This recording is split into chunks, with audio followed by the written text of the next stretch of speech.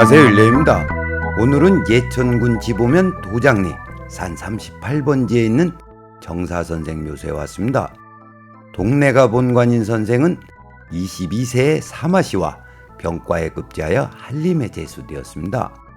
예문관, 직제학 등 여러 관직을 역임한 선생은 부모 봉양을 위해 진주 목사를 지원할 정도로 효자였다고 합니다. 보시는 이미지가 조선 8대 명당으로 알려진 선생의 묘소입니다. 여자가 남자와 관계를 맺기 위해 단정히 누워있는 옥녀단좌형 또는 여자가 다리를 벌리고 누워있는 옥녀측화형 명당이라고 합니다. 묘소는 여자 자궁에 해당하는 부분에 조성되었다고 합니다. 그래서 그런지 풍수인들의 발길이 끊이질 않습니다. 풍수인이라면 한 번쯤 다녀갔을 정도로 많은 사람이 답사하다 보니 보는 사람마다 의견이 달라 이 자리가 조선 8대 명당이다, 아니다로 설왕설래합니다. 선생의 묘소가 조선 8대 명당이라고 하는 사람들은 자손 중에서 정성 13명, 대제학 3명, 문과급제자 123명을 배출한 것이 8대 명당의 증거라고 합니다. 또 다른 일은 삭격이 뚜렷하지도 않고 관세 또한 잘 짜이지도 않았다는 이유를 들어 8대 명당 정도는 아니라고 합니다.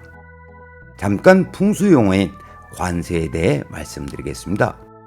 관세를 풀이하면 닫아 잠그다는 뜻으로 청룡과 백호가 잘 감싸 물이 빠지는 곳이 좁아진 상태를 말합니다. 이때 물길이 배 한 척이 지나가지 못할 정도로 좁으면 길하다고 합니다. 지금부터는 풍수적 관점에서 말씀드리겠습니다. 지도를 보시면 인기우순으로 달려온 생기가 선생의 묘소에서 진열을 생성하고 남은 여기는 200도 정방으로 빠져나갔습니다. 선생의 묘소는 적확하게 점에 이루어진 명당으로 영양 또한 대단한 자리입니다. 해서 선생의 묘소가 가문이 번창할 수 있었던 풍수적 동력이 되었던 것은 분명합니다. 그러나 이 대목에서 생각할 것은 선생의 묘소 때문에 정승 13명을 비롯해 많은 인물이 배출되었는가입니다. 혹자는 멀리 고축사가 보이기 때문에 정승이 나오는 자리라고 하는데 과연 왕이 나올 자리가 따로 있고 정승이 나올 자리가 따로 있는지 묻고 싶습니다. 선생의 가문에서 정승 13명이 배출된 결과값을 보고 이 자리는 정승이 나오는 명당 자리라고 잘라 말하는 것은 무리라고 생각합니다. 모든 세상사에는 인과가 있습니다. 한 가문이 번창에까지는 수없이 많은 인연의 고리에 의해 결정됩니다. 그중 빼놓을 수 없는 것이 혼인입니다. 예로부터 혼인 상대를 고를 때 혈통을 우선시했던 이유는 사회적 인맥뿐만 아니라 태어난 자식의 유전자 개량 또는 유전자 업그레이드가 목적이었다고 봅니다.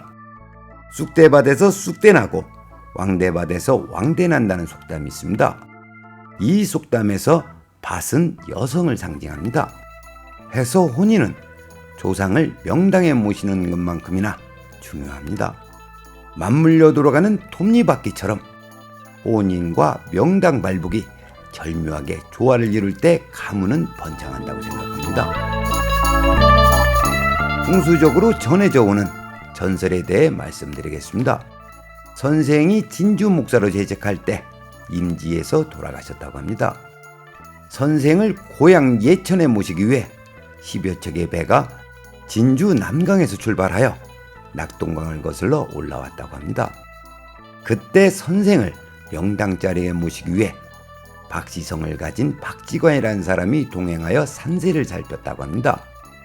배 선두에서 산세를 살피던 박지관이 지보면에 이르자 배를 멈추라고 소리쳤다고 합니다. 박지관이 주목한 그 자리에는 이미 한 무리의 사람들이 먼저 와서 묘지를 조성하고 있었다고 합니다.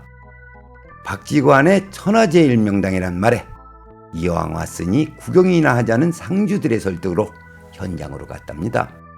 가서 보니 묘토를 조성하는 과정에서 물이 나오니까 인부들이 작업을 포기하고 돌아가려는 참이었다고 합니다. 그 자리가 명당인 것을 알고 있던 박지관이 우리가 이 자리에 묘지를 조성해도 되느냐고 물었고 어차피 물 나오는 자리로 묘토를 조성할 수 없었던 상주는 묘지를 쓰든지 말든지 알아서 하라고 했답니다. 그렇게 허락을 받고 이 자리에 선생을 모셨다는 전설이 전해지고 있습니다. 전설이란 세월이 지나면서 각색되고 더해지는 것은 당연합니다. 그럼에도 불구하고 선생의 묘역에서 물이 나왔다는 것은 사실인 것 같습니다. 지형상 물이 나올 자리가 아닌데 물이 나왔다는 것은 풍수인으로서 생각해 볼 대목입니다. 선생의 묘역을 조성하는 과정에서 보토를 했는지 알 수는 없습니다. 그러나 이 국세의 특징은 수기처가 매우 가깝다는 사실입니다. 선생의 묘소에서 진열을 생성하고 남은 여기가 불과 10m 남짓에 있는 수기처에서 멈추었습니다. 보시는 이미지가 수기처입니다. 진열과 수기처의 거리가 매우 짧습니다. 진열과 수기처의 거리가 짧다는 것은 실혈하는 경우, 즉 수기처에 묘소를 조성할 경우 천광 작업에서 물이 날 수 있습니다. 그 이유는 지표면에 물이 보이지 않아도 개수직지를 실현하는 수기처는 물이 솟거나 모여들기 때문입니다. 선생의 묘소를 답사하면서 한 가지 의문이 들었습니다. 그것은 펑펑지만 수기처에 묘지를 조성할 수 있었을 텐데 그러지 않았습니다. 아마 선생의 후손들은 묘소 아래 물이 난다는 것을 이미 알고 있었다는 생각이 들었습니다. 그럼 오늘의 이야기를 정리하겠습니다. 정사 선생의 묘소는 두 얼굴 가졌다는 생각이 들었습니다. 무심히 주변 사격을 보면 조화롭거나 아름답게 보이지 않을 수도 있습니다. 그러나 선생의 묘소 아래 수기처에 서서 찬찬히 그리고 자세히 살펴보면 옹골차고 실속 있는 자리라는 것을 알 수 있습니다. 정사 선생의 묘소를 통해 사람마다 얼굴이 다르듯 진열마다 생김새가 다르다는 것을 다시 한번 느낄 수 있었습니다. 오늘은 여기까지 하겠습니다. 시청해주셔서 감사합니다.